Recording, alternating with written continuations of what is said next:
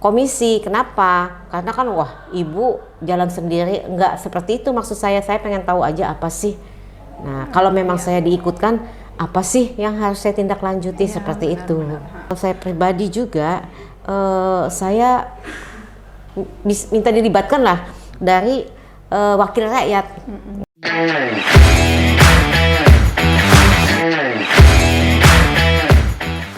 Baik para pemirsa, kembali lagi bersama saya Yanti dan saat ini kita sedang dalam program Parlementaria bersama DPRD Kabupaten Balangan.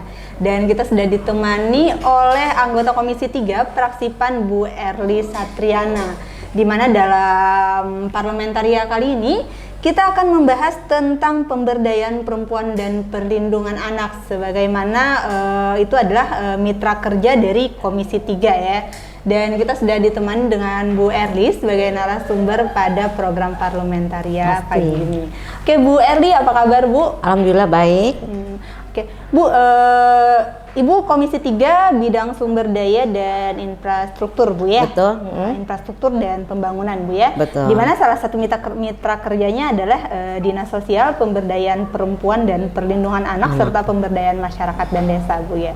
Nah, mungkin dalam program Parlementaria kali ini kita akan membahas mengenai pemberdayaan perempuan dan perlindungan anak. Nah, sejauh ini Bu, bagaimana sih peran serta dari DPRD sendiri, khususnya Komisi 3, mungkin khususnya Ibu juga, dalam program pemberdayaan perempuan dan perlindungan anak di Kabupaten Balangan ini Bu?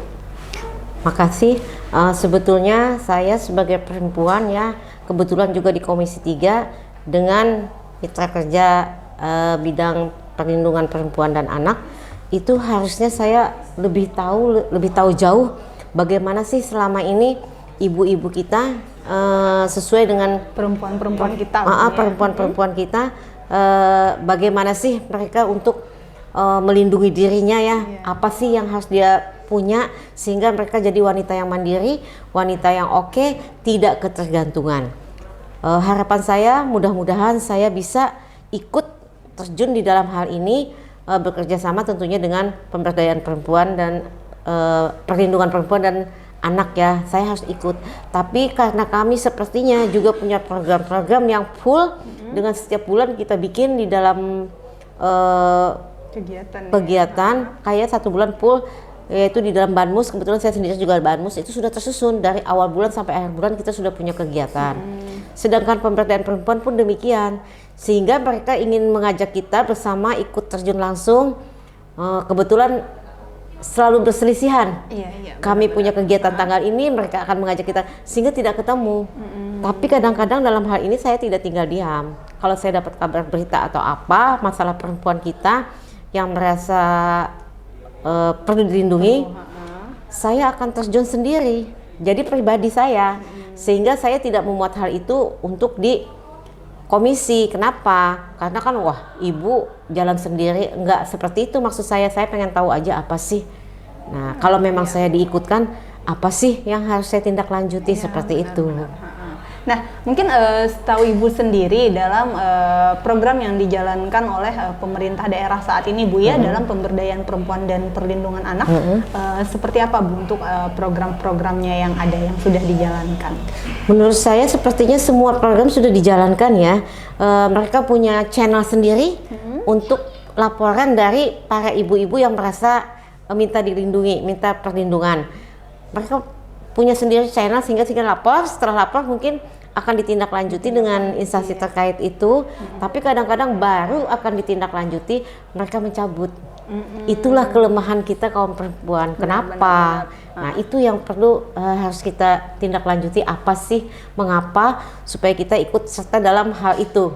Harus bagaimana? Berarti mungkin sebenarnya pembinaan terhadap perempuan ini sudah dilakukan Bu ya, pemberdayaan perempuan, karena memang pemberdayaan perempuan artinya kita memberdayakan perempuan itu. Betul. Bu ya. Perlindungan anak artinya pemerintah daerah sudah berupaya untuk melindungi anak sudah. Bu ya. Tapi selama ini ternyata masih saja kita dapati berbagai kasus yang tentunya merugikan perempuan, menyakiti anak-anak. Nah, sejauh itu bagaimana Ibu menyikapinya, atau pernah nggak Ibu terlibat secara langsung dalam penanganan kasus yang berhubungan dengan perempuan, atau perlindungan anak tadi, Bu? Makasih Ibu Yanti, pertanyaan yang sangat baik sekali. Mudah-mudahan saya juga bisa menjawabnya. Kalau nggak bisa nanti PR ya. Dijadikan PR dong. Bisa kok, Bu. Iya, jadi gimana? Jadi begini, menurut saya ya, kalau kita itu sebagai perempuan tentu saja ingin pro ke kaum perempuan ya. Jangan sampai kita tertindas. Nah, padahal kan suksesnya seorang laki-laki tidak lepas dari Di balik itu, Bu. Nah, ada seorang perempuan yang ikut selalu berdoa, berperan untuk keluarga. Nah, kadang-kadang udah nggak bisa dibaca deh ya. Jadi harapan saya, kalau saya pribadi juga, saya minta dilibatkan lah dari wakil rakyat. Karena kan kami wakil rakyat, artinya perlu tahu juga apa sih ibu-ibu nih yang selalu menjadi masalah yang paling nggak yang urgent lah. Cuman sepertinya saya juga pernah ada berhadapan dengan pemberdayaan perempuan. Sepertinya mereka sudah punya untuk mediasi itu ada beberapa instansi yang terkait yang untuk betul-betul untuk kaum perempuan menangani kaum perempuan itu. Jadi kok nggak kelibat sih? Saya bilang DPR nggak, Bu, katanya sudah ada susunannya, memang itu sudah ada peraturannya. Jadi ada beberapa instansi ya seperti kepolisian ya. Benar. Habis itu sudah dari ada pendampingannya. dari keagamaan ya. Terus dari perempuan itu sendiri dan psikolog. Jadi sebenarnya DPRD ingin banget, Bu, ya terlibat dalam perlindungan anak, perlindungan perempuan ini. Tapi walaupun tidak dilibatkan secara pribadi tetap peduli, Bu, tetap peduli. Mungkin sejauh ini secara pribadi ya dari DPRD sendiri pernah nggak, Bu, bertemu atau terlibat langsung dengan orang-orang atau anak-anak yang mengalami kasus-kasus pelecehan misalnya atau kekerasan? Untuk ketemu langsung belum pernah, karena kan sepertinya setelah tahu cerita, dapat kabar yang kayaknya kita tidak terlalu mengikuti banget karena kita juga punya kegiatan. Saya pernah waktu si anak itu dirumahkan, pernah, dan saya pun tidak berani tanya kepada mereka sudah ketemu sama anaknya karena anak itu sedang dalam keadaan stres berat. Kalau kita tanya lagi, kalau kita tanya lagi, dia diingat kembali bukan nama baik. Jadi anak ini, jadi harapan saya kita harus punya psikolog. Kita selama ini kan masih ke kabupaten lain ya. Kabupaten lain, mudah-mudahan pemerintah daerah cepat memperhatikan itu sehingga kita punya psikolog sendiri bisa langsung menangani sendiri dengan waktu yang tepat ya. Karena kan kalau nunggu dari tetangga, dia tunggu ada waktu lowong juga, karena di tempat mereka juga ada kasus-kasus lain ya, kasus-kasus. Jadi harapan saya seperti itu. Saya sebetulnya sih ingin ya merangkul anak itu untuk berbincang-bincang, menanyakan saya sebagai orang tua terhadap anak. Nah, seperti itu kadang-kadang kan si anak kalau sudah mengalami seperti itu, orang tua kan stres juga. Setelah stres itu dia bukan memberi nasihat dengan macam-macam emosinya yang naik, marah-marah, sehingga si anak itu bukan menjadi merasa teredam oleh orang tua, mereka malah merasa malah tertindas gitu loh. Kok aku sudah menjadi ini, ibu marah-marah. Itu kebiasaan ibu-ibu yang saya rasa tidak semua ibu-ibu sih ya. Cuman mereka bukan mereka ingin memarahi anaknya, cuman saking kok sampai anak saya seperti ini, kecewa terus kan kenapa sih kamu bla bla bla. Padahal si anak juga nggak mau kan terjadi seperti itu. Jadi harapan saya juga buat ibu-ibu yang di rumah, jangan sampai ada kata-kata yang terdengar di anak yang tidak enak. Tapi pada intinya jangan sampai hal seperti itu terjadi. Jangan sampai ada kekerasan rumah tangga, kekerasan terhadap anak atau yang miris banget sampai itu. Betul sekali. Nah mungkin dari DPRD sendiri karena mungkin tidak terlibat secara langsung ya. Terus ada nggak nih Bu masukan untuk pencegahan agar kasus-kasus tersebut bisa diminimalisir? Bahkan kalau mungkin 0 kasus. Terima kasih banyak ya. Saya rasa kalau 0 kasus ya tidak akan terjadi mindset dan dengan bertambahnya tumbuh kembang teknologi. Jadi rasanya itu susah. Tapi kita sebagai orang tua harapan saya berhati-hati dalam hubungan dengan anak dan apa yang kita lakukan di dalam rumah, jangan kelihatan anak yang segala macam tergantung dengan suami segala, itu akan menjadi ingatan. Memorinya akan memutar lagi. Karena ada juga satu kasus yang saya alami, si anak itu obat ya, saya obat apa nggak ngerti. Dia bertanya, kenapa kamu sampai bisa seperti ini? Sekolahnya kan dengan sekolah yang Islami. Ternyata jawabannya apa? Saya tidak tahu, Pak. Saya coba enak banget jawabannya. Dalam hati itu kasihannya kamu masih umur segini sudah nggak bisa ikut belajar lagi karena ini sudah terpengaruh dengan itu. Nah, mungkin bentuk kepedulian yang bisa diberikan dari Dewan apa nih terhadap anak-anak ini atau terhadap perempuan-perempuan ini? Selama ini saya rasa ya pemerintah yang terkait sendiri selalu ada sosialisasi pencegahan. Cuman karena kita tidak bisa ikut di dalam hal itu, karena kita sendiri juga tadi apa yang saya bilang dengan jadwal-jadwal yang 1 bulan full selalu selisih. Tapi tetap pengawasan tetap dilakukan. Tetap kita monitoring gimana sih dengan anak ini kemarin, ya. Masih dalam proses katanya. Hasilnya proses penyembuhan karena kan dia trauma sekali dengan kejadian-kejadian itu. Nah, jadi saya harapkan mudah-mudahan paling nggak mengurangi kejadian-kejadian yang tidak diinginkan. Kalau kita untuk zero, saya rasa nggak bisa. Dengar-dengar DPRD Kabupaten Balangan khususnya Komisi 3 Bunia lagi mencanang-canangkan perda perlindungan perempuan. Boleh pun dijelaskan gitu tentang perda ini? Perda ini artinya perlindungan perempuan ya. Jadi perlindungan perempuan itu khusus perempuan sejak dini, artinya sejak di dalam kandungan dengan sudah tahu hasil yang terkait udah biasanya kan ada USG udah ketahuan. Maka mereka itu perlu dilindungi karena takut hal-hal yang biasanya kan di dalam rumah tangga selalu ada saja goncangan-goncangan. Itu pasti karena apalagi kalau baru punya anak satu ya Pak, baru mau punya anak artinya kan baru kawin. 2 hati dijadikan satu itu kan lama baru bisa kan, jadi yang satu masih ngotot begini, yang satu yang walaupun nanti lama-lama sudah bisa menyatu, tapi masih dalam karena ya. akunya ya. Nah, adanya perda ini latar belakangnya apa Bu? Latar belakangnya karena kan kemarin itu kan yang kejadian itu yang paling banyak perempuan. Dari itu kejadian maksudnya tindak kekerasan? Tindak kekerasan yang dari bayi dan hamil aja kan kadang-kadang si ibu itu ada apa-apa kan dengan fisiknya yang kena. Nah si suami ini bukan saking emosinya ya, tapi saya bukan menyalahkan suami juga, mungkin si ibu juga kadang-kadang suami baru pulang ya kayaknya ya itu juga harus kan ditanya dulu, tanya dulu capek ya. Jadi memang keberadaan perda tentang perlindungan perempuan ini bermula dari banyaknya kasus kekerasan terhadap perempuan. Iya. Dengan tidak beraninya perempuan itu lapor. Nah itu yang sangat disayangkan. Nah ketidakberanian ini kan mempengaruhi itu Bu. Betul. Ketika adanya perda, kira-kira kapan disahkan? Belum. Saat ini tahapnya? Dalam proses penyelesaian. Mungkin mudah-mudahan kalau akhir tahun ini nggak mungkin ya, dengan waktu yang tidak beberapa lagi kan sudah mau akhir tahun, mungkin tahun depan sudah bisa diparipurnakan. Ketika sudah disahkan, bagaimana cara si perempuan ini agar bisa memanfaatkan perda tersebut? Harapan saya dinas terkait itu kan sebagai payung hukum ya, dinas terkait lah yang sering-sering ada.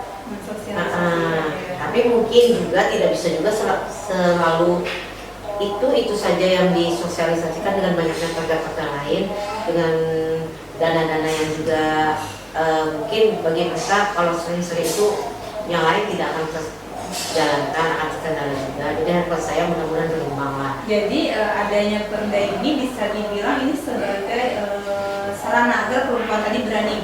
Iya. Karena mereka punya payung hukum itu dilindungi. Kadang-kadang kan mereka takut juga.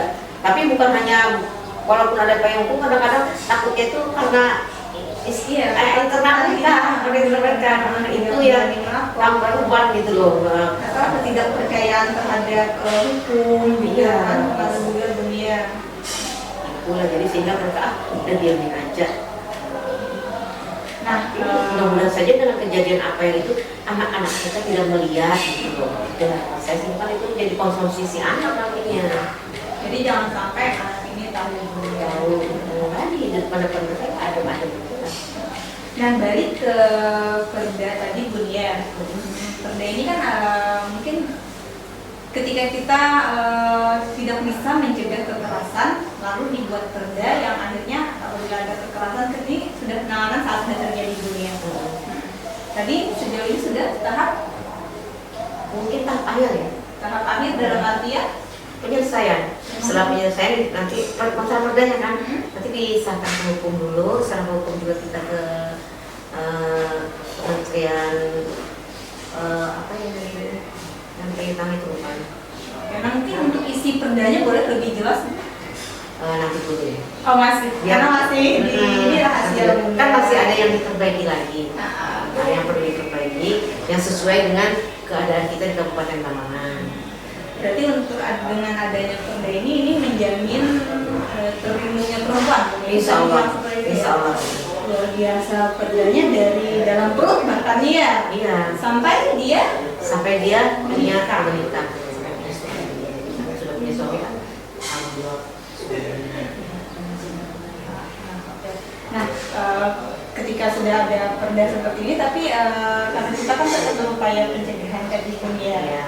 Nah, untuk DPR sendiri sejauh ini karena memang terlibat mengawasi tadi Bu ya, walaupun jarang dapat informasi, tapi tetap dong yang menggali informasi mengenai. Kita suka komunikasi juga dengan dinas terkait, mereka juga kasih info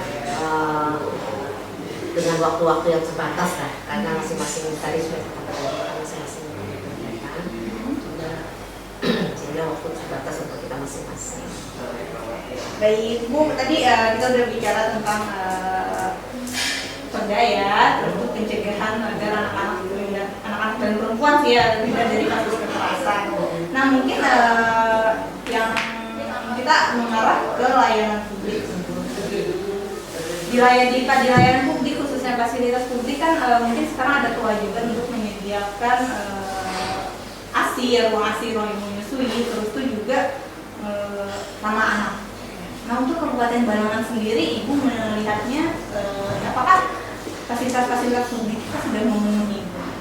Sepertinya kalau saya lihat kemarin ya saya suka jalan sendiri ya, Iya. nggak ada kegiatan jalan sendiri.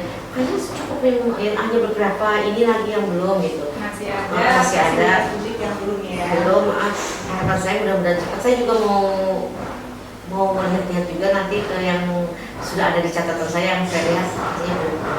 Mudah-mudahan segera karena mereka juga sedang ada pembenahan yang lain juga sepertinya gitu. Ya, harapan kita bisa dengan sesuai apa yang diinginkan masyarakat ya.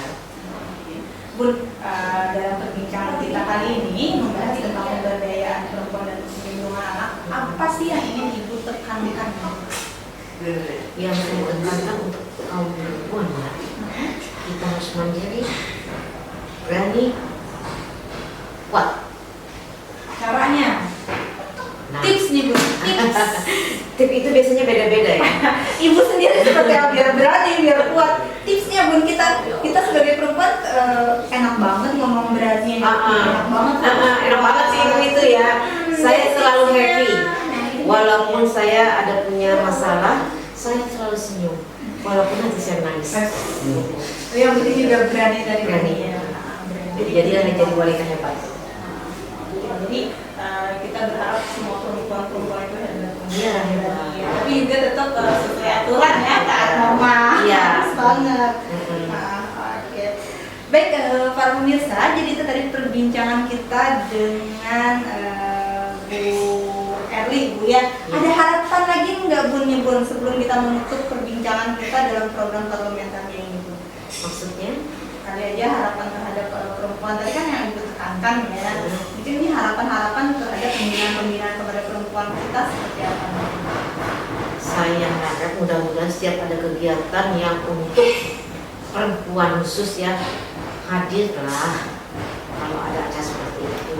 Tapi kita tidak terlalu bisa menekankan karena dia kan punya kegiatan juga di dalam rumah tangga. Nah, bukan hanya rumah tangga, dia juga sebagai pekerja, sebagai janda, membantu suami dalam bidang ekonomi keluarga. Jadi kadang-kadang terhambat juga dengan itu, tapi harapan kita mudah-mudahan semua bisa berjalan dengan baik dan teredukasi.